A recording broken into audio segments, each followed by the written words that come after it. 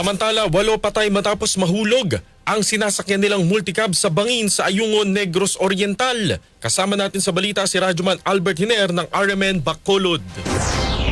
8 kataong patay matapos nahulog sa bangin ang kanilang sinasakyan ng multicab sa sitio Tumampon, Barangay Tigib, Ayungon, Negros Oriental. Lumalabas sa investigasyon na nawalan ng preno ang multicab na minamaniho ni Juan Maratas, 56 anyos, ng Dumaguete City, kaya nawalan ito ng kontrol na nagresulta sa pagkahulog ng multicab sa bangin. Kinilala ang mga nasawi na sina Edwin Diquet Sr., Sinaida Sabanal, Libby De Jesus, Ernesta Velasco, Anabel De Vero, MP Diquet, Chenly Iroho Magalso, at Arteliana Diquet, habang sugatan naman sina Pebronia Agcauli, Dihino Maylinda, Juan Maratas at isang 13 at 9 anyos na mga batang babae. Papunta sa mga biktima sa death anniversary ng kanilang kamag-anak nang mangyari ang aksidente. Kasama mo sa RMN DYHB Bacolod, Radyoman Albert Hiner. Tatak RMN. RMN Network News.